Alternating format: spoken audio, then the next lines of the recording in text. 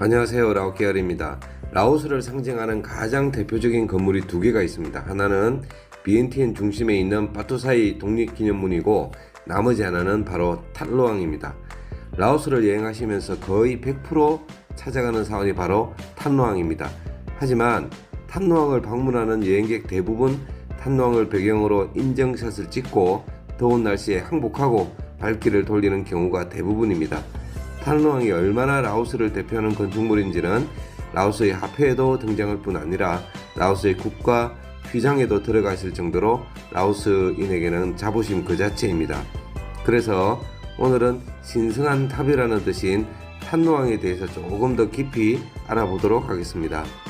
최초의 탓루앙은 지금의 모습과는 다른 모습이었습니다. 라오스 역사가 굴곡을 겪으면서 지금의 모습을 가지게 되었습니다. 일단 탓루앙의 건설 역사를 먼저 알아보겠습니다.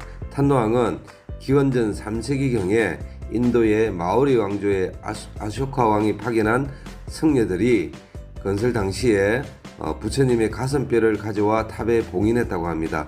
진신사리이죠. 하지만 탑은 13세기 크메르 제국의 침입으로 파괴가 되었습니다. 방치되고 있던 탓루앙은 16세기에 이르러 루앙 프라방에서 비엔티엔으로 수도를 옮긴 세타테라 왕에 의해서 재건됩니다.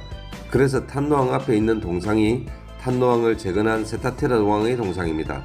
자세한 내용은 제 채널에 라오스의 역사 3편에 세워지게 된 배경이 설명되어 있으니 참고하시기를 바랍니다. 영상 마지막에 링크를 걸어두겠습니다. 하지만 이 탓루앙은 19세기 초에 태국 시암의 침략으로 심하게 파괴되어 버립니다. 파괴된 채로 계속 방치되었다가 프랑스가 라오스로 영역을 확장할 때 프랑스 출신의 건축가자 탐험가였던 루이스 델라포트가 1867년 탓루앙을 조사해서 상세한 도면을 그려냅니다. 그리고 1900년대 들어가서 대대적인 복구 작업이 시작되게 됩니다. 1930년에는 재설계 복구를 하였으나 중국인들이 노략질을 해서 상당한 유물이 소실되기도 했습니다. 프랑스가 탓루앙을 다시 복원하기 위해서 애를 썼으나 태국과의 전쟁, 2차 세계대전의 영향으로 제대로 복구되지 못했습니다. 복구와 방치가 반복되고 있다가 드디어 1995년에 복구가 끝나서 지금의 모습을 가지게 되었습니다. 탓루앙의 구조는 3단으로 만들어졌습니다. 1층 6개는 신도들이 모여 예배를 드리는 기도하는 공간으로 불교 신앙의 공동체적 측면을 반영합니다. 이는 불교의 기초적인 가르침과 윤리를 배우고 실천하는 장소입니다. 여기는 다양한 불상과 불화가 배치되어 있습니다. 이들 불상과 불화는 불교의 다양한 경전과 부처님의 생애가 묘사되어 있습니다. 2층은 색계입니다. 수도승들이 수행하는 공간으로 깊은 명상과 수행이 이루어집니다. 2층은 불교 수행의 중요성을 상징하며 개인의 영적 성장을 나타냅니다. 3층은 무색계입니다. 가장 높은 곳에 위치한 2층은 부처님의 사리를 모신 신성한 공간으로 최종적인 깨달음과 열반을 상징합니다. 이는 불교 수행의 궁극적인 목표를 나타냅니다. 조금 더 자세하게 설명드리면 탓루앙의 크기는 한 면의 길이가 1층은 68m, 2층은 47m, 3층은 29m입니다. 탓루앙의 전체 높이는 45m입니다. 아파트 15층 높이죠. 3층 스투파는 무색계를 상징하고 황금으로 만들어졌습니다. 나머지 단은 황금색 페인트로 칠해져 있습니다. 2층 색계는 불교에서 깨달음의 377도품이라는 37개의 수행 방법을 상징하는데 이는 상징적인 숫자인 30개의 스투파로 만들어졌습니다. 1층 6개는 회랑이 있어서 탑을 중심으로 일반인들도 초를 들고 위안티안이라고 불리는 탑돌이를 할 수 있습니다. 탓루앙을 둘러싸고 있는 높은 담장은 불교의 경계를 상징합니다. 이는 신성한 공간을 세속적 세계와 구분하는 역할을 하며 불교 신앙의 보호와 순수를 의미합니다. 사원 곳곳에 새겨진 연꽃 문양은 청정함과 깨달음을 상징하며 불교 신앙의 순수성을 나타냅니다. 나가는 불교에서 보호자 역할을 하는데 사원을 악의 세력으로부터 지켜주는 상징적인 존재입니다. 코끼리는 불교에서 지혜와 힘을 상징합니다. 이는 부처의 가르침이 강하고 지혜로움을 나타냅니다. 탓루앙은 우리가 언뜻 보이는 황금색 건물 말고도 부속 건물들이 동서남북에 배치되어 있었습니다. 하지만 지금 남아있는 사원은 북쪽의 왓 루앙 너아와 남쪽의 왓 루앙 따이만 남아있습니다. 북쪽 사원은 크게 볼 것은 없지만 남쪽 사원은 지금도 제대로 절의 역할을 하고 있습니다.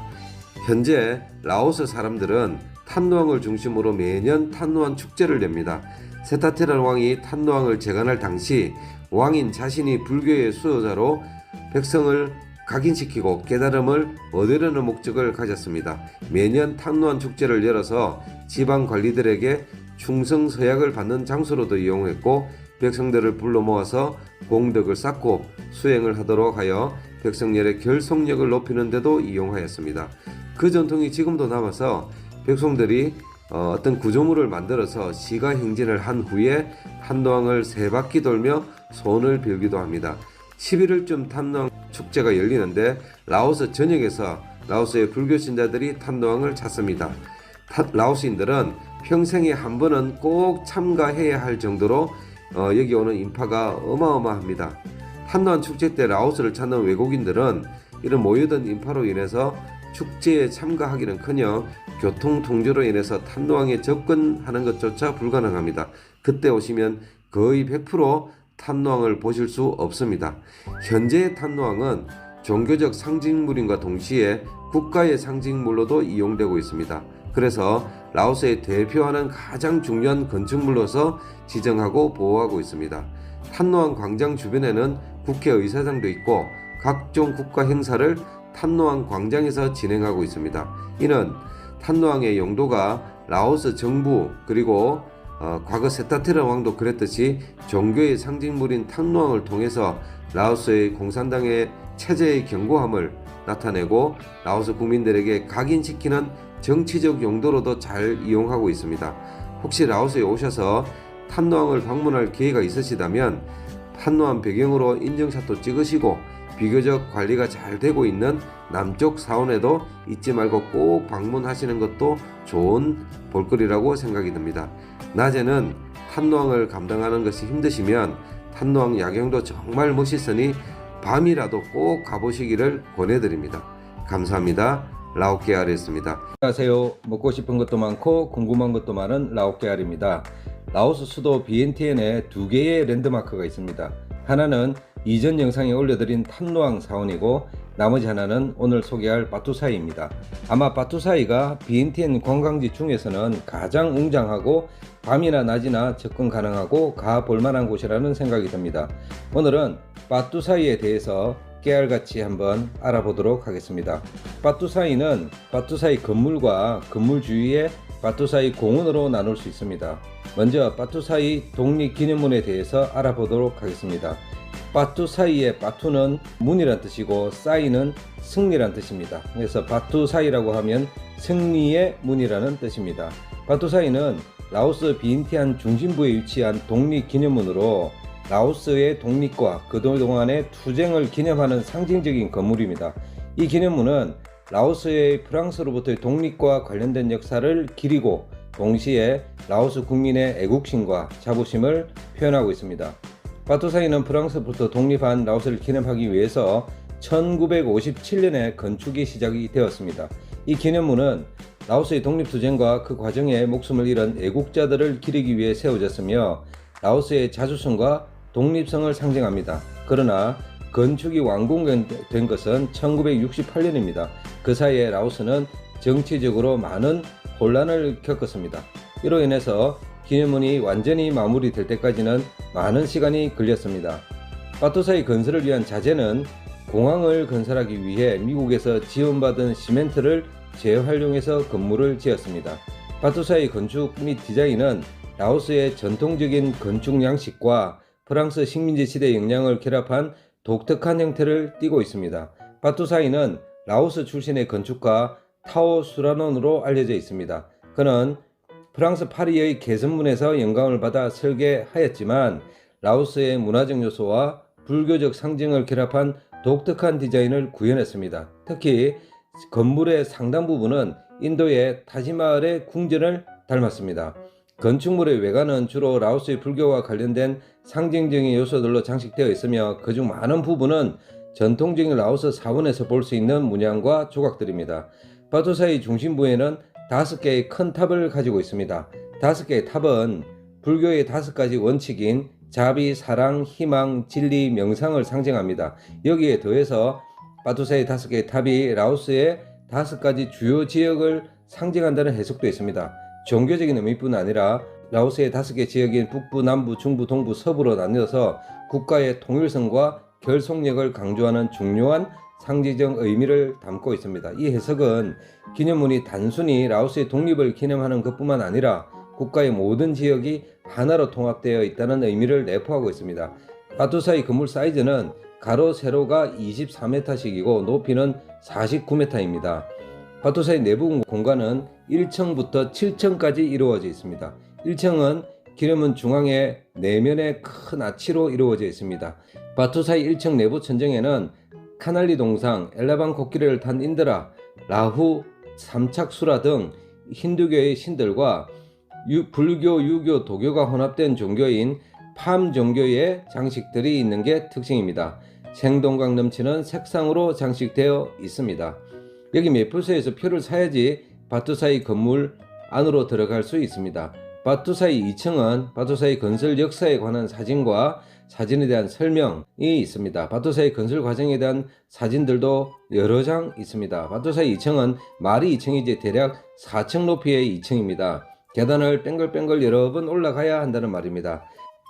2층 한번 둘러보도록 하겠습니다.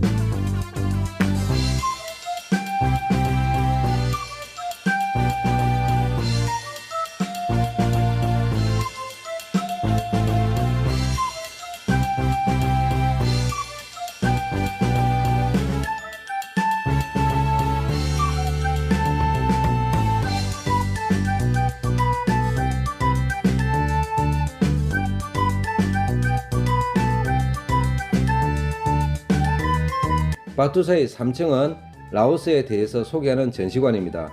유네스코에 지정된 라오스의 모습과 음식, 소수민족 등 비엔티엔 대표적 관광지 라오스에 대한 전반적인 소개와 사진을 TV를 통해서 영상 자료로도 안내해주고 있습니다. 3층 한번 둘러보도록 하겠습니다.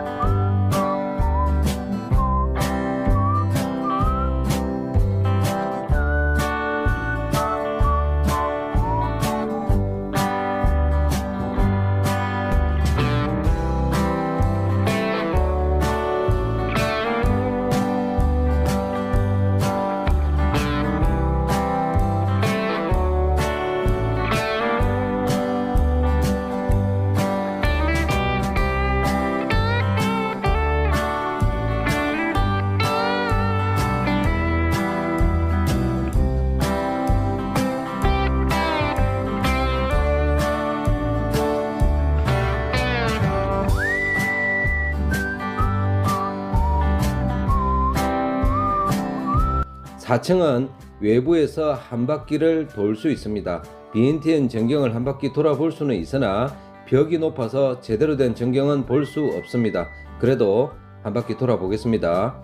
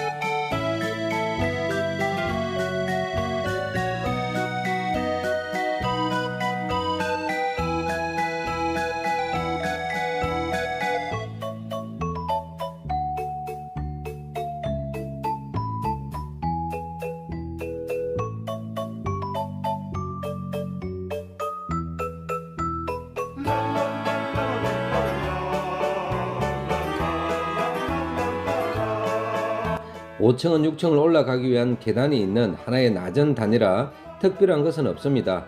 바투사의 6층이 제대로 BNTN 전경을 볼 수 있는 곳입니다. 6층이 BNTN 전망대로서 역할을 제대로 하는 곳인 것 같습니다. 6층에서 보는 BNTN 전경을 한번 둘러보도록 하겠습니다.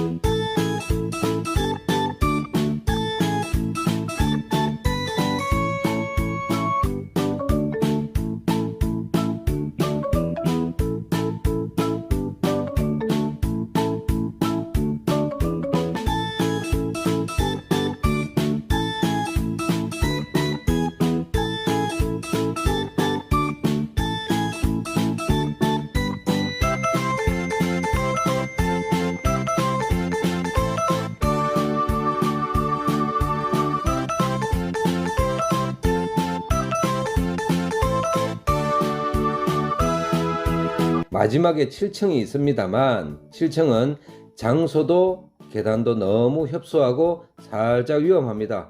제일 꼭대기다 보니 6층에서 관람하는 BNTN 전경과 특별히 다른 것도 느끼지 못합니다. 그냥 제일 꼭대기에 올라갔다는 것 말고는 특별한 점은 없습니다. BNTN의 전경은 6층에서 즐기는 것이 좋습니다.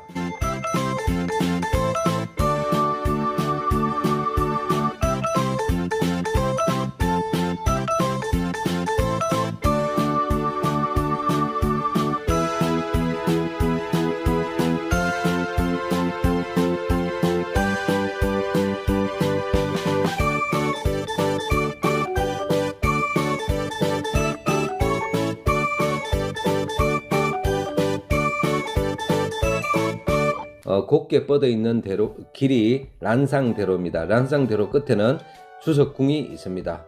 영어로 하면 프레젠트 팰리스인데 그냥 대통령궁이라고도 부릅니다. 여기는 사회주의 국가니까 주석궁이라고 부르는 게 맞겠죠.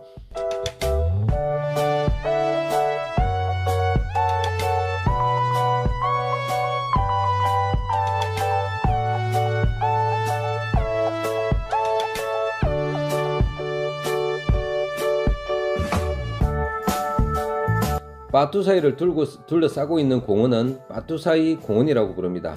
바투사이 바로 앞에 있는 분수는 그냥 분수가 아니라 음악 분수입니다. 두 개가 있습니다. 중국이 원조를 해주고 라오스 정부와 비엔티엔 시에 의해서 설치되었습니다. 지원 비용은 공개되지 않았으나 비슷한 규모의 음악 분수를 만드는 데는 100만 불 정도가 소모된다고 합니다. 한국 돈 13억 정도란 말입니다. 중국이 많이 더 대줬습니다. 비엔티엔시의 도시미화 프로젝트 일환으로 마련되었으며 이는 도시 경관을 개선하고 관광 명소를 확장하기 위한 노력의 일환으로 진행되었습니다. 이 분수는 비엔티엔 랜드마크 중의 하나로 관광 관람들에게 시각적, 청각적 즐거움을 제공합니다. 해 떨어지고 가면 전에 가면 음악 분수가 춤을 추고 조명이 굉장히 아름답습니다. 물론 낮에도 분수가 때마다 돌아가긴 하는데 밤보다 감동이 아무래도 덜합니다. 음악 분수와 바투사이를 뒤로 하고 쭉 걸어가면 오른쪽에 건물이 하나 있습니다. 여기는 잠깐 앉아서 쉴 수 있는 카페도 있고 뒤쪽에 화장실도 있습니다. 화장실이 무료인지 유료인지는 정확히 모르겠습니다. 어떤 데는 돈을 받고 어떤 데는 돈을 안 받더라고요. 바투사이를 등지고 계속 직진하면 평화의 징이 있습니다. 평화의 징은 1986년 인도에서 시작되어서 전 세계 14개국에 설치되어 있습니다. 이 평화의 징은 국제적인 평화와 협력의 상징을 기능하며 각 나라의 주요 도시나 평화 기념 장소에 위치해 있습니다. 라오스 비엔티엔에 설치된 평화의 징의 무게는 약 1.5톤입니다. 재료는 주로 청동으로 만들어졌고 1990년에 설치되었습니다. 오늘은 바투사이 독립기념문과 바투사이 공원에 있는 분수와 평화의 징에 대해서 간단히 알아봤습니다. 바투사이는 낮에 가도 밤에 가도 색다른 매력을 나타냅니다. 바투사이는 비엔티엔에서 볼 수 있는 몇 안 되는 가볼 만한 관광지입니다. 낮에는 조금 더울 수는 있으나 바투사이 꼭대기에 올라갈 수 있기 때문에 비엔티엔 전경을 볼 수 있는 장점이 있습니다. 다만 오후 5시에는 문을 닫으니 그 전에 가셔야 건물 내부에 건물 꼭대기에 올라가실 수가 있습니다. 해가 떨어지고 나서 밤에 가는 바투사이 야경도 또 그대로 멋집니다. 날씨도 덥지 않고 사진도 이쁘게 나옵니다. 바투사이 쳐다보고 오른쪽에 있는 정부 총리 청사 건물도 아름답습니다. 일부러 불을 켜놓은 것 같습니다. 평화의 징은 시간 되고 체력 되시면 다녀오시고 저는 개인적으로 별 감흥은 없었습니다. 대한민국 국기 너덜너덜 다 떨어져 있고 제대로 관리를 안 한다는 생각도 들었습니다. 감사합니다. 라오케알이었습니다. 안녕하세요. 먹고 싶은 것도 많고 궁금한 것도 많은 라오케알입니다. 오늘은 비엔티엔 7군데의 주요 관광지 중에서 탄노항과 바투사이에 이어서 세 번째 관광지인 메콩강 야시장에 대해서 알아보겠습니다. 비엔티엔의 유명한 야시장입니다. 현지 사람들은 그 야시장을 캠콩이라고 부릅니다. 캠콩은 메콩 강변 공원과 관련된 라오스 용어로 메콩강을 의미하는 메콩과 관련이 있습니다. 캠콩이라는 표현은 라오스어로 메콩 강변 또는 메콩강 주변이라는 뜻을 담고 있으며 특히 메콩강을 따라 조성된 공원이나 강변 지역을 가리킬 때 사용을 합니다. 비엔티엔에 있는 공원 중에서 특별히 캠콩이라고 이름이 붙은 공원은 없습니다. 구글 지도에서도 캠콩이라고 검색하면 검색이 되지 않습니다. 메콩강 야시장으로 검색하면 정확히 나옵니다. 메콩 강변에 위치한 주요 공원은 아누봉 공원과 그에 이어지는 메콩 강변 공원이 있습니다. 이 두 공원이 메콩 강변을 따라 연속적으로 자리 잡고 있으며 비엔티엔의 대표적인 강변 공원으로 간주됩니다. 야시장에서 메콩강을 건너 태국 쪽에 위치한 지역은 태국의 농카이주로 알려져 있습니다. 농카이주는 메콩강을 따라 자리 잡은 태국의 북동부의 중요한 지방으로 라오스의 수도 비엔티엔과는 메콩강을 사이에 두고 위치해 있습니다. 농카이주는 비엔티엔과의 교류가 활발한 지역으로 우정의 다리를 통해서 라오스와 태국을 연결하는 주요 관문 역할을 합니다. 비엔티엔에서 육로로 태국을 가려면 여기를 지나가야 한다는 것입니다. 이 다리는 1994년에 개통되었으며 농카이와 비엔티엔을 이어주는 중요한 도로입니다. 메콩강 야시장에서 우정의 다리까지 거리가 26km, 대략 40분 정도 이동해야 합니다. 메콩강 야시장은 라오스 정부의 도시개발 프로젝트 일환으로 조성되었습니다. 비엔티안은 메콩강을 중심으로 발전해 온 도시로 강변 지역은 항상 중요한 역할을 해왔습니다. 야시장은 이 지역을 활성화시키기 위한 노력의 일환으로 만들어졌는데 관광객뿐만 아니라 현지인들에게도 사랑받는 장소로 성장하였습니다. 메콩강 야시장 구간에는 두 개의 공원이 있습니다. 아누봉 공원과 메콩 강변 공원이 있는데 모두 한국 정부의 지원을 받아 건설된 것입니다. 한국의 국제협력단 즉 코이카가 이 프로젝트를 지원하였습니다. 비엔티엔의 도시개발과 관광 활성화를 돕기 위해 공원을 조성했습니다. 한국국제협력단의 예산 지원은 약 860만 달러로 알려져 있습니다. 이 프로젝트는 비엔티안의 도시개발과 관광지 조성을 목표로 하여 2007년부터 2010년까지 진행되었습니다. 메콩강변공원과 아누봉 공원을 건설한 한국 기업은 주 시공사인 삼성물산과 현대건설이 공원 건설공사에 참여를 하였습니다. 이 두 기업은 한국국제협력단 즉 코이카와 협력하여 공원의 조성 및 인프라 구축을 담당했습니다. 이 두 기업의 참여는 비엔티엔의 환경 개선과 관광 인프라 확충에 중요한 기여를 했습니다. 메콩 강변공원과 아누방 공원에서 한국의 지원을 확인할 수 있는 것은 공원 내에 여러 장소에 세워진 기념비와 명판입니다. 이 외에도 가로등 장식에서도 찾을 수 있습니다. 메콩강 야시장의 가로등 장식에는 한국의 전통 장식인 노르게와 참파꽃이 함께 사용되어 있습니다. 이 두 가지 요소는 공공공간의 디자인에 문화적 상징성과 아름다움을 더하는 역할을 합니다. 가로등의 장식의 두 가지 주요 요소는 한국의 놀이개는 행운과 복을 상징하며 가로등 장식에 사용됨으로써 야시장을 방문하는 사람에게 좋은 기운과 아름다움을 제공합니다. 참파꽃은 라오스의 아름다움을 상징하며 가로등 장식에 포함되어 라오스의 정체성과 자연의 아름다움을 강조합니다. 두 공원을 간단히 살펴보면 아누봉 공원은 라오스의 국왕이자 독립운동가였던 짜오 아누봉 왕을 기리기 위해 세워졌습니다. 짜오 아누봉은 19세기 초반 라오스의 독립을 위해 싸운 영웅으로 비엔티안 왕국의 마지막 왕이었습니다.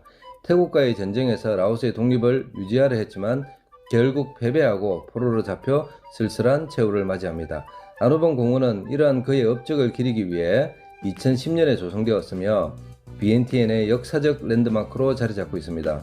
공원의 중심에는 짜오 아누봉 왕의 거대한 동상이 세워져 있으며 아래로 뻗은 오른손은 승리와 지도력을 상징하고 있다고 합니다.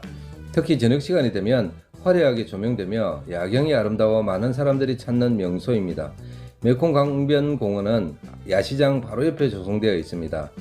도로를 건너면 조금 넓은 광장도 있으며 광장 아래 메콩강 고수부지에는 놀이동산도 있습니다. 사이즈가 좀 작긴 하지만 관람차, 범퍼카, 또 4행성 게임, 풍선 터뜨리기 등을 할 수가 있습니다. 특히 메콩 강변 공원에서는 태국으로 떨어지는 아름다운 일몰도 감상할 수 있습니다. 야시장은 비엔티엔 현지 주민이 자주 찾는 곳입니다. 이 시장은 메콩강을 따라 위치해 있으며 방문객들은 강변의 아름다운 경치를 즐기며 다양한 상품을 구매할 수 있습니다. 야시장은 비교적 최근에 형성된 공간으로 라오스 관광 산업이 성장하면서 도시의 주요 관광지로 자리 잡게 되었습니다. 시장은 보통 해가 질 때쯤 열립니다. 5시부터 야시장이 시작하는데 상인들은 4시가 넘으면 천막을 치며 장사 준비를 합니다. 그리고 늦은 밤까지 활발하게 운영됩니다. 여기서 방문객은 전통 공예품, 의류, 액세서리, 기념품 등을 구매할 수 있고 다양한 현지 음식을 맛볼 수도 있습니다. 실제 상품들은 의류와 신발, 화장품의 공산품이 대부분입니다. 관광객 입장에서 본다면 크게 살만한 것은 없습니다. 상품은 대부분 태국에서 넘어온 짝퉁들이 많습니다. 관광객과 현지 주민 모두에게 인기를 끌고 있고 빠르게 성장을 하고 있고 현재는 비엔티안의 주요 명소 중 하나로 자리 잡고 있습니다. 두 공원 구간에는 먹거리 코너가 상대적으로 빈약합니다. 놀이동산 쪽이나 메콩 강변 서쪽 끝에 도로가에 있는 노점이 전부입니다. 조금 더 분위기 있으며 많은 종류의 먹거리 야시장은 메콩 야시장에서 도보로 10분 정도 떨어져 있습니다. 거리를 구경하면서 한번 걸어가 볼만합니다. 우리도 걸어가 볼까요?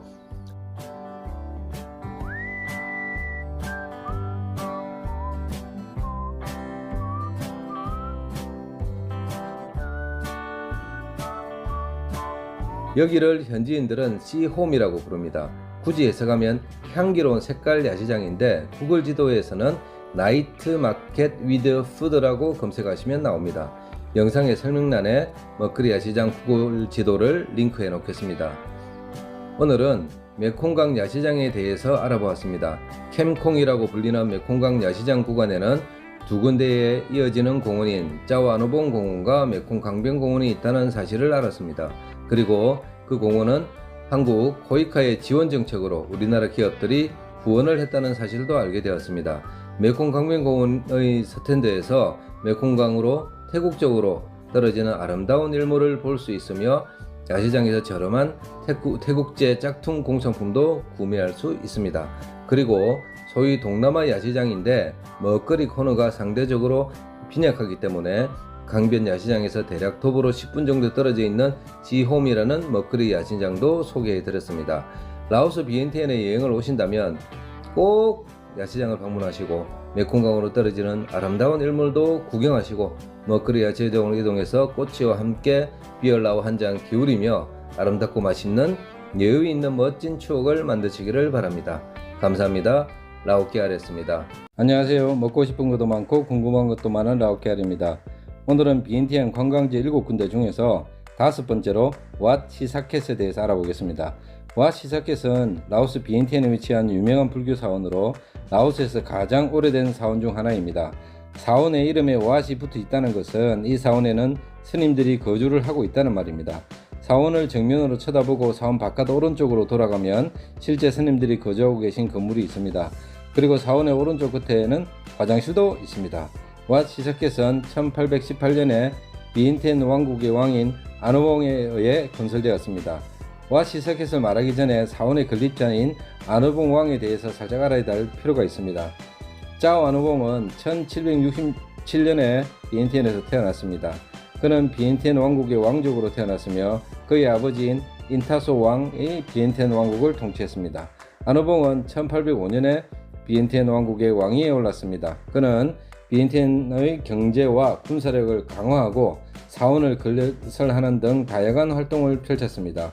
18세기 후반부터 19세기 초반까지는 라오스의 비엔티엔 왕국은 시암의 영향력 아래 있었습니다. 하지만 시암은 속국 관리 정책이 왕을 임명하는 것과 다른 나라 전쟁하는 것 외에는 어느 정도 자주성을 주었습니다.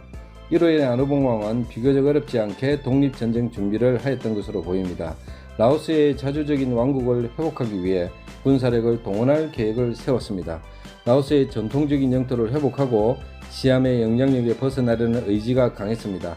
개인적 견해지만 프라방 불상을 찾아오는 목적도 분명히 있었을 것입니다. 아누봉 왕은 시암에 대한 반란을 일으키기 위해 라오스 전역에서 지지와 또 군사를 모았습니다. 그는 라오스 국민들에게 시암의 억압에서 벗어나 독립을 쟁취할 것을 호소했습니다. 이 시점에서 아누봉은 베트남 응웬 왕조와의 지원도 약속받았습니다. 프랑스가 시암을 공격한다는 정보도 있었습니다. 1826년 아누봉은 시암에 대한 전면적인 독립전쟁을 일으켰습니다. 그의 군대는 시암의 영토로 진격하여 태국 북동부 나콘라 차시마 같은 지역을 공격하였습니다.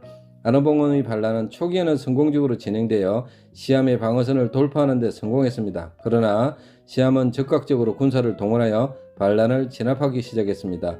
거기에 베트남 옹행 왕조는 배신을 때립니다. 베트남의 하나 짓거리는 항상 배신으로 끝이 납니다. 라마 3세는 강력한 군대를 동원해 라오스 반란군을 격퇴하고 라오스 영토를 재점령했습니다. 시암군은 나콘라 차시마를 탈환하고 라오스 영토 깊숙이 진격했고 비엔티엔까지 진격하여 1827년에 비엔티안을 점령했습니다. 시암군은 비엔티안을 철저히 파괴하고 도시를 불태웠습니다. 아누봉 왕은 비엔티안이 함락되자 생존을 위해 북부 라오스와 베트남으로 도주했습니다. 그러나 그는 끝내 시암군에 체포되었고 방콕으로 압송되었습니다. 방콕에서 아누봉 왕은 라마 상세의 명령으로 반역자로서 신문을 받았으며 1829년에 처형되었습니다. 아누봉 왕의 패배와 함께 비엔티안 왕국은 완전히 멸망했습니다. 비엔티안은 시암의 직할지로 편입되었으며 라오스 지역 전체가 시암의 지배하에 놓이게 되었습니다. 시암은 비엔티안을 파괴한 후 라오스를 여러 작은 왕국으로 분할하여 통치하였습니다. 이로 인해 라오스는 하나의 중앙 집권적인 왕국이 아닌 여러 개의 작은 속국으로 나뉘게 되었으며 시암의 영향력 아래에서 오랜 기간 동안 독립을 이루지 못하게 되었습니다. 아누봉 왕은 오늘날 라오스에서 독립과 저항의 상징으로 기억됩니다. 그의 반란은 실패로 끝났지만 라오스 민족주의의 초석을 놓았으며 그의 이름은 라오스 역사에 영원히 남아 있습니다. 라오스에서는 아누봉 왕을 국가적 영웅으로 추앙하고 있으며 비엔티안 메콩강 강변에 아누봉 공원과 그의 동상이 세워져 있습니다. 이는 라오스 국민에게 독립과 자유를 위한 투쟁의 중요성을 상기하는 중요한 상징입니다. 와 시서켓을 건립한 아누봉에 대해서는 이 정도만 알면 충분할 것 같습니다. 1827년에서 1828년 사이에 일어난 라오시암 전쟁에서 비엔티엔의 대부분의 사원은 파괴되었지만 와 시사켓은 유일하게 파괴되지 않고 살아남았습니다.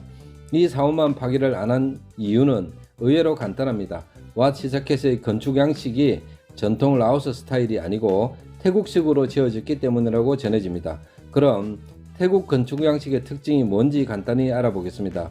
태국 사원의 건축 양식은 주로 라마 시대의 영향을 받아 발전한 건축 양식이며 특히 방콕 시대를 특징 짓는 라마 왕조 시대의 건축 스타일을 지칭한 것으로 이해할 수 있습니다. 방콕 시대를 연 왕조가 라마 왕조입니다. 태국의 마지막 왕조고 지금까지도 이어져 오고 있습니다. 현재 태국의 국왕이 라마 14입니다. 그럼 태국 건축 양식에 영향을 준 라마 왕조 때의 건축 양식의 특징은 무엇일까요? 첫 번째, 지붕은 여러 층으로 되어 있으며 각 층이 점차 좁아지는 형태로 설계되어 있습니다. 지붕 끝에는 종종 뱀이나 신화적 동물 형상의 장식이 추가됩니다. 두 번째, 사원의 기둥, 문, 벽, 지붕 등은 화려한 금장 장식과 섬세한 조각으로 꾸며져 있으며 종종 불교설화나 신화적 장면이 묘사됩니다. 세 번째, 사원 내에 수투파가 있습니다. 마지막으로 동그라미 있습니다. 동그라미는 사원의 벽을 따라 만들어진 복도를 가리키며 그 복도에는 벽화가 그려져 있거나 불상이 배열되어 있습니다. 이런 태국 라마 왕조 스타일을 와 시석에서 찾아보면 와 시석에선 다층 구조의 지붕이며 지붕 끝의 곡선형 장식을 찾아볼 수 있습니다. 벽화와 장식들은 태국 사원에서 흔히 볼 수 있는 화려한 색상과 세밀한 묘사가 돋보입니다. 벽화에는 불교의 예계나 신화적 장면이 묘사되어 있으며 이 또한 태국 사원들에게 흔히 볼 수 있는 요소입니다. 와 시석에서의 회랑과 벽에 수천 개의 작은 불상이 틈새에 배치된 방식도 태국 사원에서 자주 볼 수 있는 특징입니다.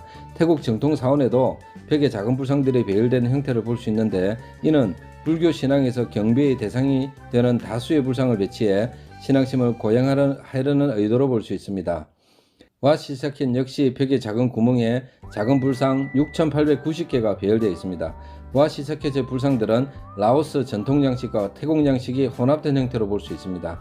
태국식 불상은 일반적으로 섬세한 얼굴 표정, 날씬한 몸매, 세밀한 세공으로 특징지어지며 이러한 요소들은 와 시사켓의 불상에서도 일부 나타납니다. 입구 양쪽에 위치한 탑들은 보통 스투파라고 불리는 불교 건축물입니다.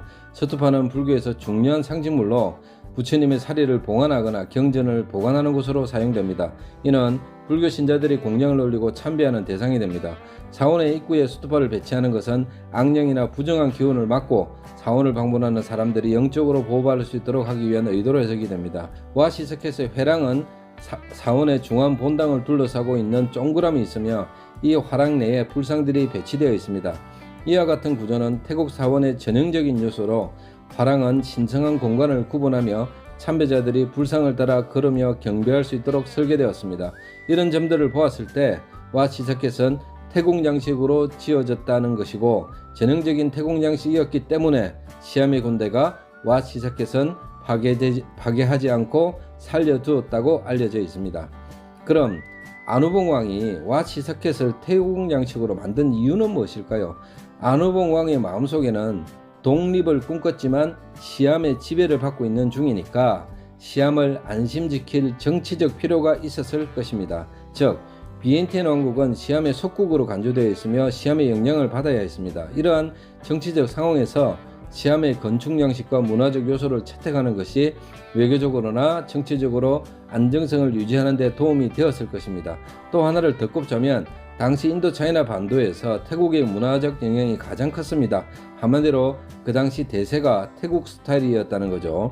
자연스럽게 영향을 받았을 수도 있습니다. 하지만 저는 상상력을 좀 더 곁들여 생각을 해보았습니다. 와 시사켓이 태국 양식으로 지어졌는데 그 중에서도 태국 방콕에 있는 왓 브라케오 사원과 유사한 점이 많습니다. 아누봉 왕이 태국에 많고 많은 사원 중에서 왜 하필 태국의 왓 브라케오 사원을 거의 뵙게다시피 해서 사원을 만들었을까요? 바로 태국 방콕의 왓 브라케오 안에 있는 태국이 라오스에서 가져간 라오스의 보물 왕권의 상징인 프라케오 불상이 있었기 때문일 겁니다. 바로 그 에메랄드 불상 말입니다. 와 시사켓이 지어진 위치도 호파케오 사원 바로 앞입니다. 겉으로는 태국을 따라하며 태국을 안심시켰지만 속으로는 이미 딴 마음을 먹었던 것입니다. 아누봉 왕은 16살까지 왕궁 사원 호파케오에서 프라케오 불상을 매일 보고 자랐을 것입니다. 16살, 17살 때 프라케오 불상을 태국이 뺏어가는 모습도 보았을 것입니다. 그리고 38살 왕위에 오르는 20년간 비어있는 프라케오 불상이 없는 호파케오를 보았을 것입니다. 텅 비어있는 호파케오를 보면서 아누봉 왕은 태국으로부터의 독립의 꿈을 꾸지 않았을까요? 38살에 왕이 되고 그로부터 13년 후인 1813년에 왓 시사켓을 만들기 시작합니다. 아마 이때부터 아누봉은 독립전쟁을 본격적으로 준비했을 것 같습니다. 와 시사켓을 건립하기 시작한 8년 후 자신의 나이 59세 때 남은 인생에 아쉬움이 없을 나이에 독립전쟁을 드디어 시작합니다. 태국을 무찌르고 왓 브라케오에서 에메랄드 불상 즉 브라케오를 반드시 찾아오겠다는 다짐을 하면서 말입니다. 아누봉 왕은 정말로 전쟁에서 이길 것이라고 확신한지도 모릅니다. 하지만 아누봉의 인생 말년에 한번 질렀던 독립운동이 본인도 죽음을 당하고 비엔티엔 왕국도 망하는 처참한 결과를 맞이했습니다. 어쩌면 그때가 에메랄드 불상을 찾을 수 있는 마지막 기회였을지도 모릅니다. 라오스는 앞으로 에메랄드 불상을 되찾을 기회가 올까요? 치앙마이와 치앙라이가 태국의 영토이고 프라케오 불상이 발견되어 온 곳이고 지금은 태국의 영토이기 때문에 아무래도 다시 찾아오기는 힘들 것입니다. 태국과는 힘에서도 밀리고 명분에서도 지니까 말입니다. 라오스 입장에서 보면 분명 안타까운 일이지만 현실입니다. 앞으로 영원히 프라방 불상 하나로만 만족하며 살아야 할지도 모릅니다. 감사합니다. 라오케알이었습니다. 안녕하세요. 고싶은 것도 많고 궁금한 것도 많은 라오케알입니다. 수도 비엔티엔의 절이 대략 50군데가 있습니다. 절 가운데서 공식 인정된 절은 32개의 절이 있다고 합니다. 비엔티엔의 수많은 절 중에서 특징이 있는 3군데의 절을 순차적으로 소개하겠습니다. 어느 건물이 절인지 아닌지 구분하는 방법은 이름에 왓이 붙어져 있느냐 없느냐로 구분 가능합니다. 왓이 붙어 있는 절은 실제 스님들이 거주를 하시면서 수행을 하는 곳입니다. 오늘 소개해드릴 호프라케오는 왓이 붙어 있지 않기 때문에 엄밀히 말하면 절은 아닙니다. 호는 불교 사원 내에서 특정한 성스러운 장소나 건물을 의미합니다. 주로 중요한 불상이나 경전 유물을 보관하는 장소를 가리킵니다. 그래서 호프라케오는 프라케오 불상이 있는 곳이라는 정도 이해하시면 되겠습니다. 호프라케오에 대해서 한 발짝 더 들어가 보겠습니다. 프라케오라고 불리는 에메랄드 불상을 이 사원에 모시기 위해 루앙프라방에서 비엔티엔으로 가져왔습니다. 호프라케오는 1565년 라오스의 왕 세타티랏 1세 왕에 의해 건립되었습니다. 프라케오라고 불리는 에메랄드 불상은 당시 라오스에서 가장 신성한 불상으로 여겨졌으며 불상의 신성함과 힘이 나라를 보호하고 왕국의 번영을 가져온다고 믿었습니다. 이 불상은 원래 치앙마이에서 발견되었고 이후에 라오스로 옮겨졌습니다. 지금은 태국 땅이죠. 그 옛날에는 라오스 란상 왕국의 속국에 있었습니다. 세타티라 왕은 이 불상을 모셔서 라오스 왕국의 영적 중심지로 만들고자 했습니다. 이를 통해 왕국의 권위를 강화하고 불교 신앙을 통합하려는 의도를 가지고 있었습니다. 세타티라 왕과 비엔티엔으로의 천도 내용은 라오스 역사 3편에 자세히 설명되어 있습니다. 영상 마지막에 링크 시켜놓겠습니다. 호프라케오는 단순히 사원이 아닌 라오스 왕국의 정신적 중심지로서 역할을 하였습니다. 세타티랏은 불상의 신성한 힘이 라오스 왕국의 정치적 안정과 국가의 보호에 기여할 것이라고 믿었으며 이를 통해 왕국의 통합과 정통성을 강조하려는 목적이 있었습니다.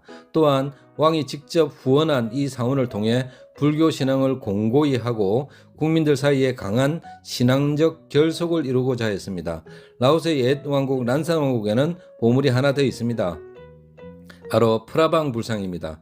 세타테르 왕이 루앙 프라방에서 비엔티엔으로 수도를 옮길 때 프라방 불상은 루앙에 그대로 두고 프라케오 즉 에메랄드 불상만 가지고 왔습니다. 이유는 프라방 불상을 루앙 프라방에 그대로 둠으로써 기존의 기득 세력권의 충성심을 이끌 수 있었습니다. 프라방 불상은 지금 루앙 프라방 왕궁 박물관 입구 오른쪽 건물에 봉안되어 있습니다. 프라케오 불상을 가지고 비엔티엔으로 옮김으로써 신진 세력의 구심점을 만들 수 있었습니다. 그 득이었는지 버마 따웅우 왕조의 두 번에 걸친 침입을 훌륭하게 잘 막아냈습니다. 에메랄드 불상은 원래 치앙마이에 있던 것을 가져온 것으로 그 이후에도 여러 차례 라오스와 태국 간의 갈등 속에서 이동되었습니다. 호프라케오는 라오스와 태국의 역사적인 갈등 속에서 여러 차례 파괴와 재건을 반복했습니다. 1779년에는 태국의 시암 왕국이 라오스를 침략하면서 에메랄드 불상을 방콕으로 가져갔고 사원은 파괴되었습니다. 지금 프라케오 불상 즉 에메랄드 불상은 태국 방콕의 왓 프라케오에 봉안되어 있습니다. 이후 사원은 여러 차례 재건되었으나 1828년 시암의 또 다른 침공으로 인해 다시 파괴됐습니다. 현재의 호프라케오는 1936년 프랑스 식민지 시기에 재건된 것입니다. 비교적 근대에 재건을 했으니 건축 자재가 우리에게 익숙한 시멘트 재질이 많습니다. 그리고 그 위에 금색 등의 색깔을 칠했습니다. 호프라케오는 라오스 전통 건축 양식과 태국 불교 건축 양식이 혼합된 독특한 형태를 가지고 있습니다. 사원 내부에는 다양한 불교 미술품과 조각상들이 전시되어 있으며 불교 신자들이 참배를 위해 자주 찾는 장소입니다. 사원의 외관은 정교하게 조각된 나무와 화려한 금박으로 장식되어 있으며 내부에는 조용하고 평화로운 분위기를 자아냅니다. 호프라케오는 현재 불상이나 종교적인 기능보다는 박물관의 역할을 하고 있습니다. 이곳에는 다양한 라오스 불교 예술품과 유물이 전시되어 있어 방문객들이 라오스 불교 문화와 역사를 이해하는 데 큰 도움을 줍니다. 호프라케오는 비엔티엔에서 가장 중요한 문화유산 중 하나입니다. 라오스의 역사와 불교 문화의 중요한 증거로 남아 있습니다. 호프라케오 사원의 주요 전시물에는 다양한 크기와 형태의 청동불상이 전시되어 있습니다. 호프라케오의 가장 눈에 띄는 특징 중 하나는 다층으로 된 큰 지붕입니다. 이 지붕은 라오스 전통 사원의 특징을 반영하며 웅장하고 장엄한 느낌을 줍니다. 지붕 끝은 곡선으로 올라가 있으며 태국의 건축 양식과 비슷한 점을 보여줍니다. 사원 지붕의 끝과 계단 난간 등에는 정통적인 라오스 불교 건축에서 볼 수 있는 나가 조각이 장식되어 있습니다. 나가는 보호와 수호를 상징하며 사원의 신성함을 강조합니다. 현재 프라케오 사원은 1936년에 프랑스 식민지 정부에 의해서 건설된 것입니다. 따라서 일부 건축 요소는 프랑스 식민지 건축 양식의 영향도 받았습니다. 그리고 전통적인 라오스 양식과 함께 혼합된 모습을 보여줍니다. 특히 벽체와 일부 장식 요소에서 이러한 영향을 찾아볼 수 있습니다. 사원의 입구와 문은 금박으로 장식되어 있으며 매우 화려한 모습입니다. 이러한 황금 장식은 라오스 불교 건축의 중요한 특징 중에 하나이고 사원의 신성함과 권위를 나타냅니다. 호프라케오는 높은 기단 위에 세워져 있으며 이로 인해서 사원이 더 장엄하고 웅장하게 보입니다. 높은 기단은 사원이 세속적인 세계에서 멀리 떨어져 있다는 상징적인 의미를 지니고 있습니다. 사원 주변에는 넓은 마당이 있으며 이곳은 의식과 행사 또는 기도와 명상을 위한 공간으로 사용되었습니다. 마당에는 돌 항아리 같은 전통적 유물들이 배치되어 있어 사원의 고요한 분위기를 더해줍니다. 호프라케오 사원 마당에 있는 돌 항아리는 라오스의 전통적인 종교적 관습과 깊이 연관되어 있습니다. 이 돌 항아리들은 라오스의 불교 신앙에 중요한 역할을 하는 유물로 사원을 방문하는 신도들이나 방문객들이 종교적 의식을 행하는 데 사용되었습니다. 돌 항아리는 불교 의식에서 중요한 역할을 합니다. 신도들은 항아리에 물이나 꽃을 바치며 기도하고 복을 빌기 위해 이곳에 공양물을 올립니다. 이러한 의식은 개인의 신앙을 강화하고 사원의 신성함을 지키기 위한 중요한 부분으로 간주됩니다. 호파교에서 내려다 보이는 곳이 주석궁입니다.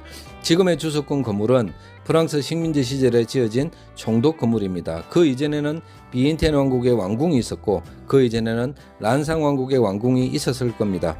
호파케오 사원을 건설할 당시에는 이 건물이 세타테라드 왕이 호라케오 불상과 독대하며 기도하는 개인 기도 목적의 건물이었으니까 지금처럼 담으로 나눠지지도 않았을 것이고 자유롭게 드나들었을 것입니다.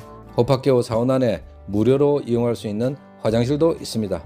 호파케오 사원은 사원 내부뿐 아니라 사원 외부에도 금연입니다.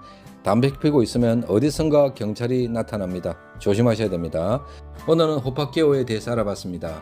비록 주석궁에는 국가 주석이 살지 않고 호파케오에는 브라케오 불상이 안고 없는 찐빵, 빈 껍데기 궁궐과 사원에 불과하지만 과거에는 왕실도 호파케오도 왕실 전용 건물로서의 역할을 충분히 했을 것입니다.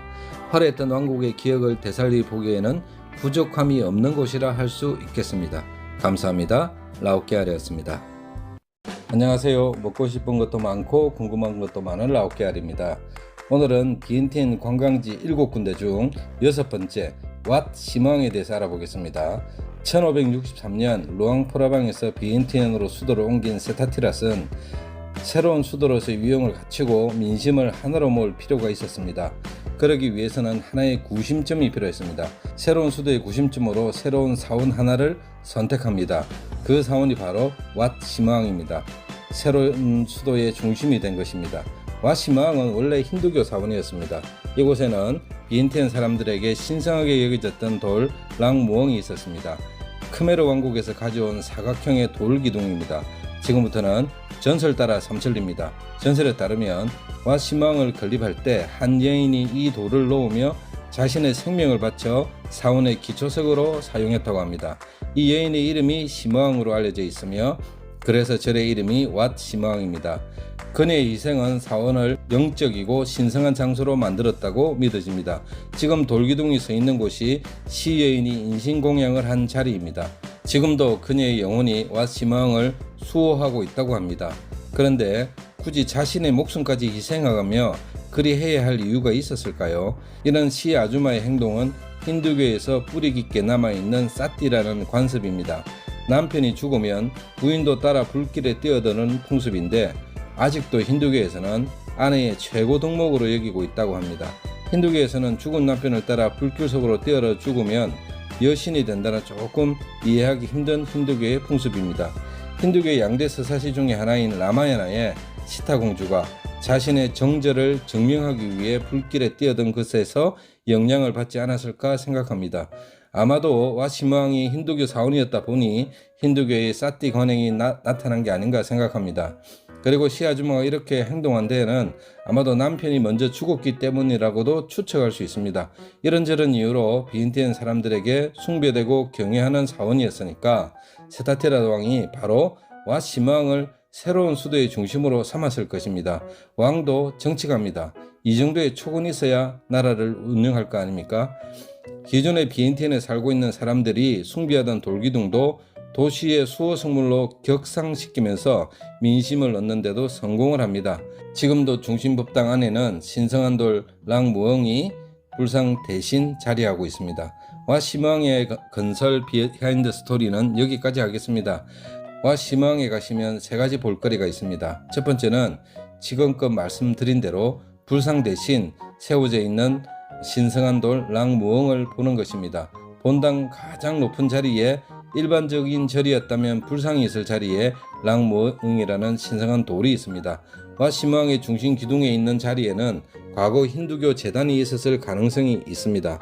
이는 당시의 힌두교 의식에서 중요한 역할을 했던 요소일 수 있습니다. 두 번째 볼거리는 바시 의식입니다. 차를 새로 사거나 결혼을 하거나 이벤트가 있으면 반드시 바시 의식을 합니다. 오늘은 가족들이 새로 마련한 자동차를 위해 기도받으러 왔네요.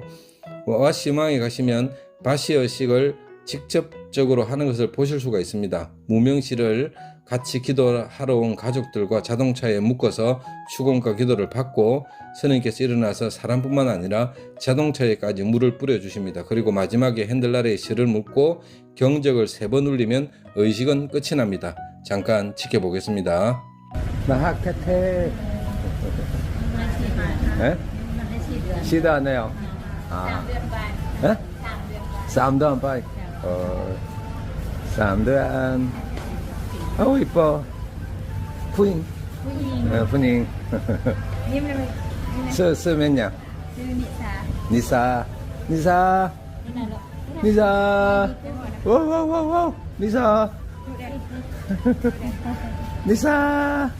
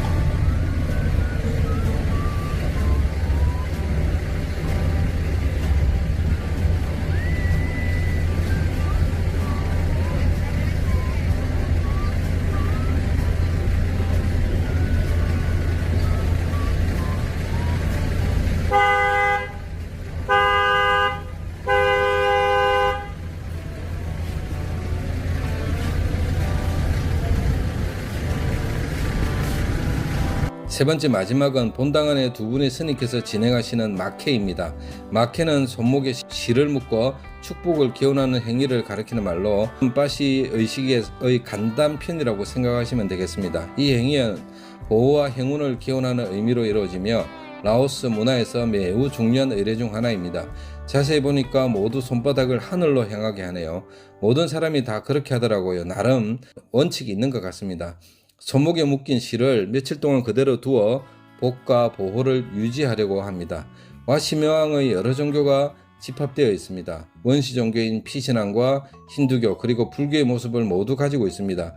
피신앙에서 가장 중요한 역할을 하는 사람이 바로 정령술사 즉 샤먼 무당입니다. 그래서 보리스나무 아래에서 나가 위에서 명상을 하는 불상도 있고 그 뒤편에 가면 고대 샤머니즘을 행하시던 할아버지의 상도 있습니다. 이름은 포시무왕이라고 불린다. 해석하면 할아버지 시무왕으로 번역됩니다. 이들은 라오스에서 정통적으로 중요한 영적 존재로 여겨집니다. 이 무당은 사원의 중요한 행사나 의식에서 영적 지도자로서의 역할을 하며 사원을 찾는 사람들에게 축복과 지혜를 전달하는 중요한 인물로 간주됩니다. 이런 샤머니즘적인 피신앙의 무당이 하는 모든 축원을 지금은 스님께서 바통을 이어받았다고 보시면 됩니다. 본당 뒤에는 무너진 라테라이트로 만들어진 건물이 있습니다. 크메르 제국의 모든 사원이 라테라이트를 기초로 해서 사암으로 덮어 건축을 했습니다. 말씀드린 대로 와시명왕이 원래가 힌두교 사원이었다는 것을 반증하는 건축물인 것으로 추정해 봅니다. 와시명왕의 법당에는 여러 가지 이벤트가 있습니다. 말씀드린 대로 손을 실에 묶는 마케라는 것도 하고 기도를 하면서 젓가락 통을 흔들어 뽑기도 합니다. 각각의 젓가락에는 숫자가 적혀 있고 그 숫자에 대한 해석은 인쇄해 놓은 종이에 적혀 있습니다. 튀어나온 젓가락의 숫자가 말하자면 오늘의 운세 같은 거죠. 또 하나 재미있는 것은 작은 불상을 들고 기도를 하는데 마침 일본 단체 관광객이 왔는데 일본 학생이 하는 말 들어보니까 물이 됐어 하더라고요.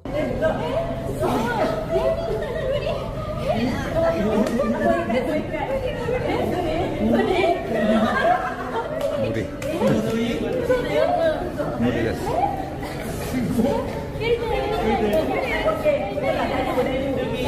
꽤 무겁나 봅니다.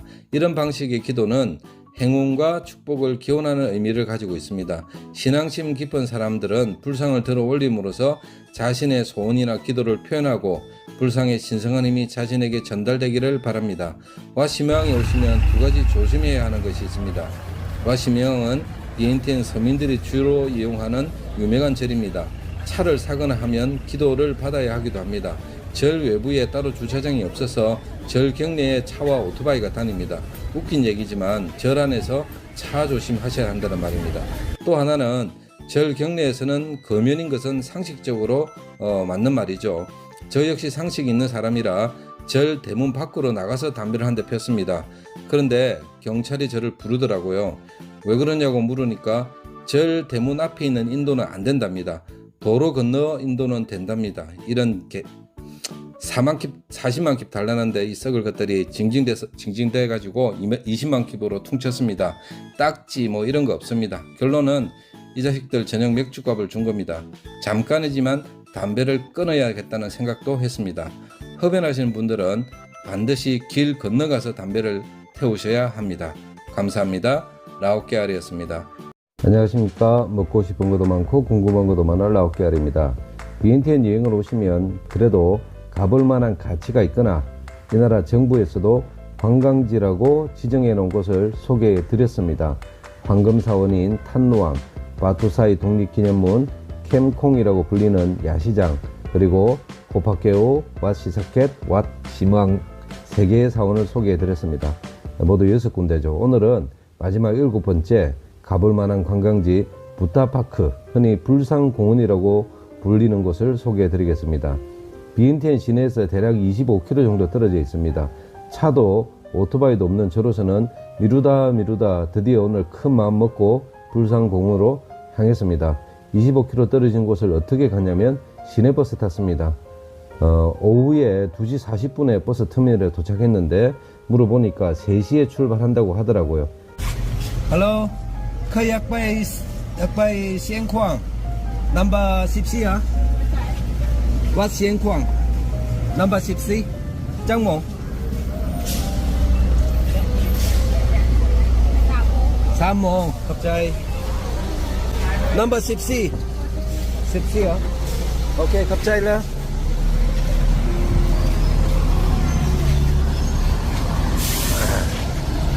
3시에 간다는데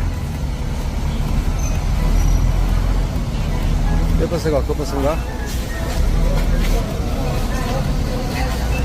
지금 몇 시지? 지금이 3시면 한 20분 시간이 있네요. 아, 10시. 3시에 요 버스 타고 출발하면 되겠네. 커피 한 잔 사 먹을 시간이 있겠습니다. 커피는 그런데 어디서 사나? 10시. 부타파크, 오케이. 네, 영어로 부타파크고, 원스트 인쿠항이죠. 부타파크 가는 버스입니다. 3시에 출발을 한답니다. 3시. 오케이. 한 번 더 확인을 할게요. 아니, 농. 아니구나.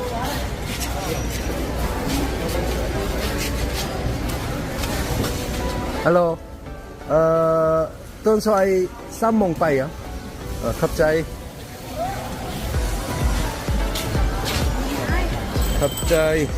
그러면 시간이 20분이 있는 관계로 잔돈도 바꿀 겸 커피를 한 잔, 강력한 커피를 한 잔 먹도록 하겠습니다.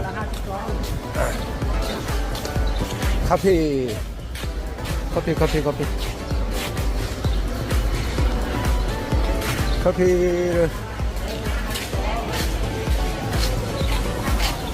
아이 카이 카페 유사이 카페 갑자기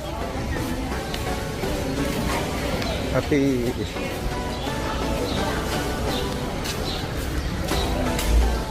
카페 미버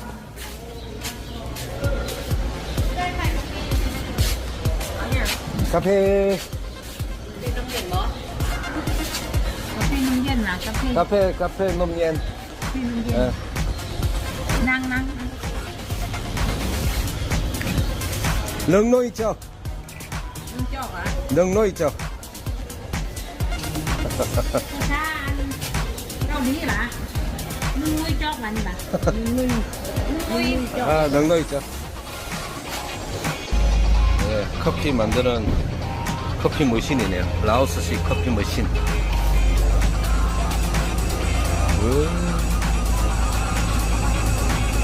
Ô mình nhận là vậy.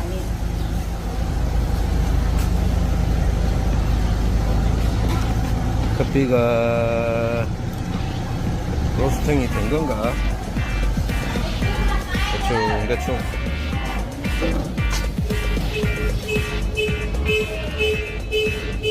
나이는 맞지 않은 것 같은데 이 화면은 왜 이렇게 소리 끄나? 끄는구나.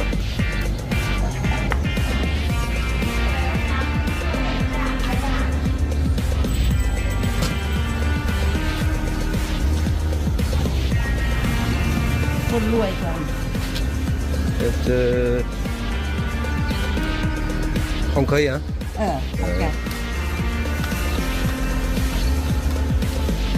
Đâyภาษาลาวเนาะ rồi เป็นภาษาลาวหลายเนาะ yêu lâu tiêu ni ลาวจักปี yêu lâu ấy 10 tuần ฮะ 10 tuần 10 เดือน โอ้เก่ง10 เดือนได้ภาษาลาว không เก่งหลาย khóc chơi bơ เก่ง kèn เก่งเลย bơ kèn เก่ง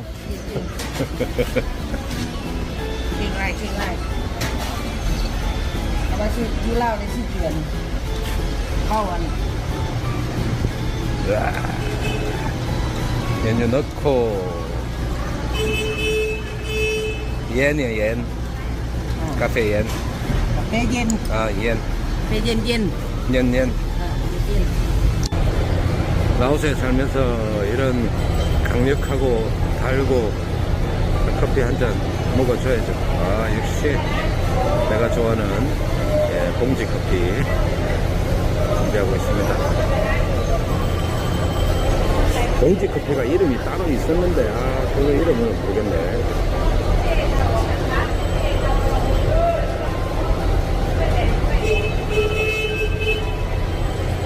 봉지에 빨대 꽂고 비닐을 꽂고 저 봉지에다가 얼음물을 넣겠지.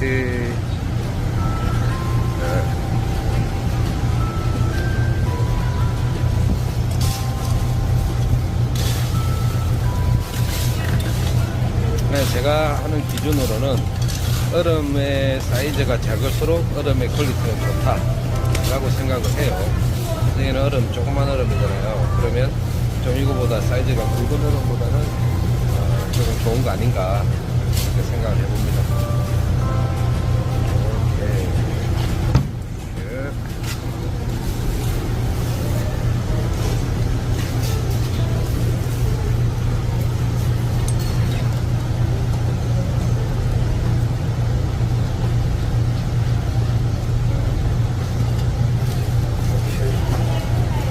갈대 꽂아야지.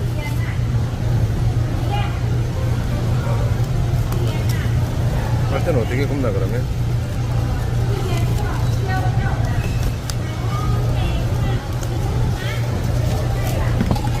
커피가 그냥 한 솥이네.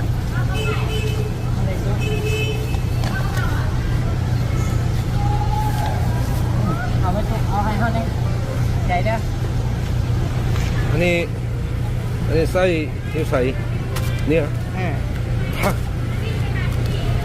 được thế Điều hết hạn. khơ 싸이 nè 싸이 Điều hết hạn của điếu. đi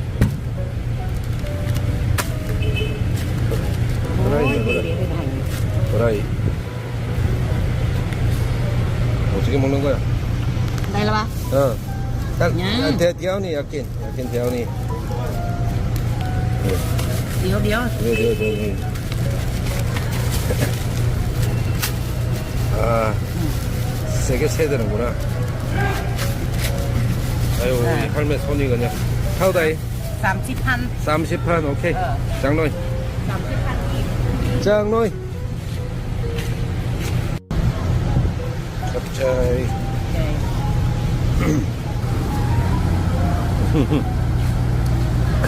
커피 한 솥을 사가지고 이제 15분 남았는데 가서 담배 한 개 피고 지금부터 사람이 타고 있나? 뭐 입석으로 가는 거 아니야? 막 사람이 많아서 설마 그렇지.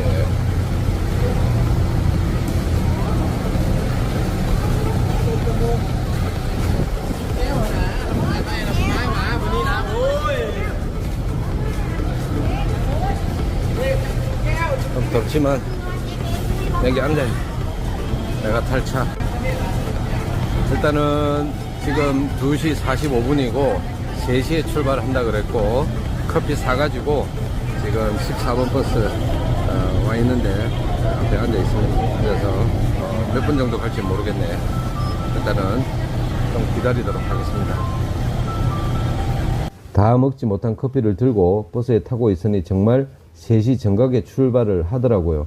정시에 출발하는데 왜 내가 고마움을 느끼는지는 모르겠습니다. 여튼 출발한 버스는 주로 메콩강 강변 간선도로를 시원하게 달렸습니다. 중간중간에 정류장에 이따금씩 멈추며 손님들이 타고 내리고 어느 시내버스처럼 그렇게 운행을 하였습니다. 그 옛날 추억의 안내양도 있었습니다. 버스비 18,000킵도 지불하였습니다. 버스 노선은 태국으로 넘어가는 보드를 경유하였습니다. 다음에 태국으로 갈 때 이 14번 버스를 이용하면 되겠더라고요. 실제로 택시를 타나 버스를 타나 차이가 10분 정도밖에 안 나는 것 같습니다. 교통비 차이는 10배 가까이 나는데 말입니다. 물론 버스 정류장 가는 비용과 버스 기다리는 시간 등을 감안한다면 3배 정도 차이 난다고 생각하면 될 것 같습니다. 이렇게 신나게 달린 버스는 50분 만인 3시 50분경에 불상공원 앞에 도착하였습니다. 불상공원은 말 그대로 불상이 전시되어 있는 테마파크입니다. 이 공원에 대해서 잠깐 설명을 해드리도록 하겠습니다. 위치는 말씀드린 대로 비엔티엔 시내에서 메콩강 하류 쪽으로 25km 정도 떨어져 있습니다. 외국인들을 위해서 불상공원, 부타파크라고도 부르고 있고 이 말은 쉽게 통용이 됩니다. 하지만 현지인들이 부르는 이름은 왓 시엔코앙이라는 말로 부르는데 여기서 하나 오류는 왓은 아닙니다. 왓은 스님이 거주하는 실제 절을 왓이라고 하는데 왓이 붙어 있는 것은 이름의 오류 중에 하나라고 보면 되겠습니다. 시엔코앙은 영혼의 도시라는 뜻입니다. 별로 중요하지 않으니까 넘어가도록 하겠습니다. 현지에서 통용된 이름이 부타파크이니 와시엔콩이나 불산공원보다는 앞으로 부타파크라고 부르도록 하겠습니다. 부타파크는 1958년에 만들기 시작했습니다. 이 절을 만든 사람은 루앙 분너아 수리랏 혹은 루앙 뿌라고 불리었던 태국 출신의 무당이자 승려가 만들었습니다. 베트남에서 힌두교를 배우고 불교와 힌두교에 심취한 이후 라오스에서 그를 따르는 추종자들과 함께 부타파크를 건립했습니다. 1975년 라오스가 공산화된 후 태국으로 건너가 살라케오쿠라는 또 다른 부타파크를 건립하게 됩니다. 인기가 있으면 언제나 시기하는 사람이 따르게 되어 있습니다.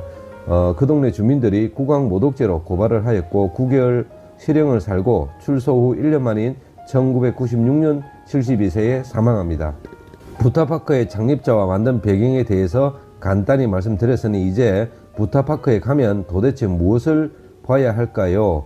말은 부타파크이지만 수많은 조형물들이 힌두교에 등장하는 많은 조각들로 이루어져 있습니다. 부타파크라고 해서 불교를 믿는 불자들은 사실 굉장히 많은 기대를 하고 가십니다. 항상 가서 볼 수 있는 것은 조금 이질감을 느낄 수도 있습니다. 부타파크에는 총 200개가 넘는 조형물이 있습니다. 하지만 각 구조물에 대한 실질적인 설명이나 설명판이나 브로셔 하나 없습니다. 정치적 메시지도 없고 예술적으로 추론을 할 수도 없습니다. 그저 호기심, 구경거리 그 이상도 그 이하도 아닙니다. 작은 것부터 매우 큰 것까지 크기가 다양하지만 만들어진 시기는 거의 똑같습니다. 무너져가는 풍화된 외관에서 알 수 있듯이 고대의 조각품이 아닙니다. 바위와 돌을 깎아 공원으로 운반하였다고 생각하기 쉽지만 실제로는 콘크리트와 시멘트에 철근을 넣어서 현장에서 만든 구조물들입니다. 200개가 넘는 조각들은 모두 하나하나에 무슨 뜻인지는 알 수가 없습니다. 특징적인 조형물 몇 개 소개해 드리도록 하겠습니다. 일단 입구로 들어가면 2번 조형물이 가장 인상적일 것입니다. 거대한 호박 모양의 기념물로 시선을 사로잡을 것입니다. 꼭대기에서 싹을 틔우고 있는 생명의 나무가 솟아있는 커다란 돔 같은 조형물입니다. 이것은 실제로 내부에 올라가서 탐험을 할 수 있게 되어 있습니다. 악마의 머리가 크게 벌린 입을 통해 들어갈 때 머리를 확실히 숙여야 합니다. 부딪히면 상당히 아픕니다. 내부에는 테마 조각품으로 가득 찬 3개의 층으로 이루어져 있습니다. 이 3층과 내부는 각각 지옥, 땅, 천국을 상징합니다. 돌계단을 따라 올라가면 공원의 멋진 전망을 감상할 수 있는 맨 꼭대기 천국에 도착합니다. 사진 촬영을 위한 좋은 장소이고 뷰도 아름답습니다. 하지만 올라가서 항상 안전에 주의하셔야 됩니다. 여기서 바라보는 부타파크의 뷰를 한번 감상하시도록 하겠습니다.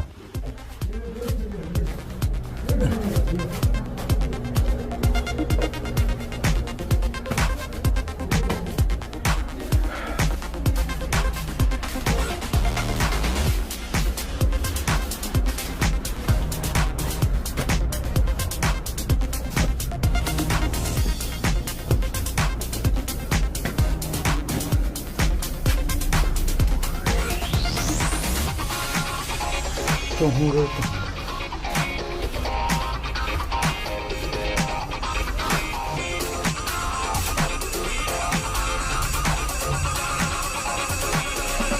안으로 들어가야 위로 올라갈 수 있구나. 아니네. 이제 올라갈 수 있네. 아휴.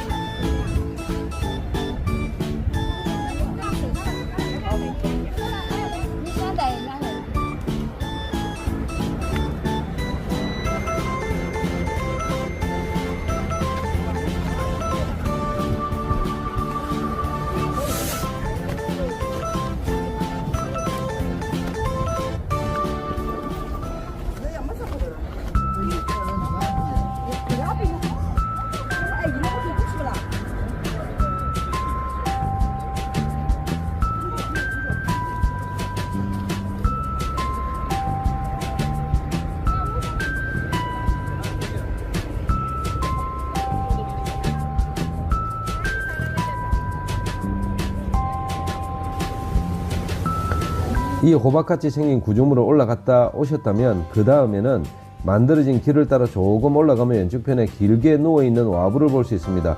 길이가 45m에 달하는 아주 큰 불상입니다. 여기까지 보셨다면 이제 그 다음은 조금 난감할 수도 있습니다. 많은 구조물이 있음에도 이해하지 못하고 익숙하지 않은 수많은 동상들이 번호표와 함께 줄지어 배치되어 있습니다. 날은 듣고 대표적인 것 조형물 2개 보고 사진 찍으셨다면 화장실 한번 다녀왔다가 곧바로 입구 왼편에 있는 매점에서 망고 주스나 커피 한잔 하시면서 부타파크의 관람을 끝내는 경우가 대부분입니다. 부타파크에 있는 구조물은 많으나 크게 두 부류로 나눌 수 있습니다. 하나는 불교 부처님 관련, 또 하나는 힌두 신화에 등장하는 조형물들입니다. 의미 있는 관람을 위해 모든 것을 말씀드릴 수는 없으나 기본적으로 알고 가시면 먼 길을 가셨던 의미를 좀 더 찾을 수 있을 것입니다. 무드라라고 하는 말이 있습니다. 명상을 할 때 손의 모양입니다. 무드라는 대략 100여 가지가 있습니다. 한 손을 펴서 하늘을 향해 마치 뭔가를 달라는 듯이 왼손을 앞으로 내고 오른손으로 딱밤 때리는 무드라를 보면서 딱밤 맞을래 돈 줄래 어린 시절 친구들과 농담하며 장난쳤던 기억이 있습니다. 이런 것을 무드라라 그럽니다. 이런 불상의 손의 제스처가 부타파크에 가면 대략 5가지가 있습니다. 저는 불교 신자가 아닙니다. 해서 자료를 찾아보고 갔습니다. 그래서 최대한 간략히 설명을 하도록 하겠습니다. 첫 번째는 부미 스파샤 무드라입니다. 부처님이 보르사 아래에서 깨달음을 얻었을 때 마라가, 악마가 그의 깨달음을 방해하려고 했습니다. 이때 부처님은 오른손을 무릎 위로 뻗어 땅을 향해 손가락을 가리키며 지구를 자신의 깨달음의 정의로 삼습니다. 부미 스파샤 무드라는 이 장면을 나타내며 부처님의 결단력과 깨달음의 권위를 상징을 합니다. 이 무드라는 불상에서 자주 볼 수 있으며 특히 태국, 라오스, 미얀마 등 동남아시아 불교 국가들에서 자주 사용합니다. 두 번째는 다르마 차크라 무드라입니다. 다르마 차크라 무드라는 불교에서 중요한 손동작 중의 하나로 법륜을 돌리는 자세라는 의미를 가지고 있습니다. 이 무드라는 부처님이 가르침을 처음 설파하신 순간, 즉 초전법률이라고 불리는 사건을 상징을 합니다. 이는 부처님이 깨달음을 얻은 후 처음으로 사성제를 설파하며 불법을 세상에 전파한 것을 나타냅니다. 세 번째는 디아나 무드라입니다. 디아나 무드라는 명상 자세라는 의미를 가지고 있으며 마음의 안정과 깨달음을 추구하는 명상 수행의 중요한 요소입니다. 이 무드라는 신체와 정신을 하나로 통합하여 내면의 깊은 고요함에 도달하는 것을 상징합니다. 특히 부처님이 깨달음을 얻기 위해 명상에 잠겼던 순간을 상징하며 명상의 본질을 강조합니다. 네 번째는 아바야 무드라입니다. 아바야 무드라는 힌두교와 불교에서 두려움을 없애는 자세 또는 두려움을 없애는 손동작을 의미합니다. 이 무드라는 평화, 보호, 그리고 두려움에서 벗어남을 상징하며 두려움을 없애고 신뢰를 주는 부처님이나 신의 모습을 묘사할 때 자주 사용합니다. 마지막 5번째는 바라다 무드라입니다. 힌두교와 불교에서 자비, 자선, 그리고 축복을 상징하는 손동작입니다. 이 무드라는 주로 부처님이나 신들이 중생에게 은혜를 베푸는 모습을 나타낼 때 사용되며 보통 기부, 자비, 그리고 소원을 들어주는 상징으로 알려져 있습니다. 이 정도가 부타파크에서 많이 볼 수 있는 무드라 5가지입니다. 자, 그리고 힌두교 신자가 없는 한국 사람이 익숙하지 않는 힌두교 관련 조형물입니다. 힌두교 양대 서사시 라마야나나 마하바라타의 내용을 만약에 아신다면 조형물이 힌두 신화의 한 장면이나 등장인물이 묘사되었다는 것을 쉽게 눈치채실 수 있습니다. 하지만 10여 년 가까이 힌두교 유산이 있는 곳에 살았던 저도 빠른 속도로 잊어버려서 지금은 이름도 스토리도 생각이 나지 않습니다. 붓다 공원에서 인상적인 몇 가지 구조물을 소개하도록 하겠습니다. 첫 번째는 비슈누 조각입니다. 힌두교 보호자이자 유지의 신으로 비슈는 여러 팔을 가진 모습으로 나타납니다. 팔마다 무기나 상징물을 들고 있으며 주로 지구와 우주의 질서를 유지하는 역할을 합니다. 두 번째는 시바 조각상입니다. 시바는 힌두교에서 파괴와 재생의 신으로 숭배됩니다. 시바의 조각상은 종종 명상하는 자세 혹은 춤추는 모습 또는 여러 팔을 펼치고 있는 모습으로 나타납니다. 그의 상징물인 트리슈나 삼지창입니다. 삼지창을 들고 있는 모습이 주로 시바의 모습을 나타내고 있습니다. 세 번째는 나가 조각상입니다. 나가는 반신반뱀의 신성한 존재로 보호와 물의 상징입니다. 힌두교와 불교에서 중요한 신성한 뱀으로 신과 인간을 연결하는 중개자 역할을 합니다. 부타파크에서는 주로 다중의 머리를 가진, 머리가 여러 개란 말입니다, 거대한 뱀의 모습으로 표현되며 이 조각은 악을 물리치고 사람을 보호하는 역할을 합니다. 마지막으로 하누만 조각입니다. 원숭이신 하루마는 라마야나의 주인공 라마를 도와 악마왕 라바나라 싸우는 충직한 신으로 유명합니다. 라바나는 흔히 아수라라고 불리는 악신이죠. 아수라는 우리 나이가 좀 있으신 분들은 다 그 이름을 들어보셨을 겁니다. 마징가 Z에 나오는 나쁜 놈 이름이 아수라 백작이죠. 하누만은 힘과 충성심의 상징으로 특히 어려움과 장애를 극복하는 능력을 상징합니다. 이 외에도 머리가 3개 달린 아이바라타는 코끼리도 등장하고 수많은 힌두 신화와 스토리에 등장하는 많은 신과 악신들과 동물들이 등장을 합니다. 아시다시피 힌두교는 수천 년 전으로 거슬러 올라가는 개별적인 이야기와 전통을 가진 수백 명의 신이 있는 복잡한 종교입니다. 이 종합성을 분석하는데 몇 시간을 들여도 모자랄 수 있습니다. 라오스 비엔티엔 외곽의 와치영콩이라는 불리는 불상공원 즉 부타파크는 200개의 조형물이 전시되어 있는 아름다운 곳임에도 불구하고 자세한 설명이나 스토리가 연결되지도 않고 그냥 나열되어 있는 수준입니다. 거기까지 가는 수고에 대한 보상이 조금 부족한 것은 사실입니다. 하지만 호박 조형물 꼭대기에 올라가서 부타파크 전경을 보는 것만으로도 45m 길이로 누워있는 불상을 배경으로 사진 한 장 찍는 것만으로도 어느 정도 보상은 되리라 생각이 됩니다. 비록 모든 조형물이 시멘트로 되어 있지만 말입니다. 비엔티엔의 모든 관광지 건물이나 조형물이 시멘트로 되어 있으니 낯설지도 않으실 겁니다. 부타파크까지 갔는데 뭔가 서운하셨다면 입구 쪽에 있는 가게에서 시원하고 강렬한 봉지커피 한잔 하시고 고소하게 구운 바나나 드시면서 그 아쉬운 마음을 달래는 것도 좋은 여행 일정 중에 하나일 것이라 생각이 됩니다. 부타파크를 마지막으로 비엔티엔의 유명 관광지 7군데를 모두 살펴보았습니다. 황금사원 탄노왕, 마토사이 독립기념문, 캠콩 야시장, 와치자켓, 호파케오, 와시모아, 그리고 오늘 마지막 불상공원 부타파크입니다. 한국 사람이 눈높이에 보면 조금 부족할 수 있지만 그래도 조금 더 알고 가시면 가셨던 수고로움이 조금이나마 보상받으시리라 생각이 됩니다. 감사합니다. 라오케알이었습니다.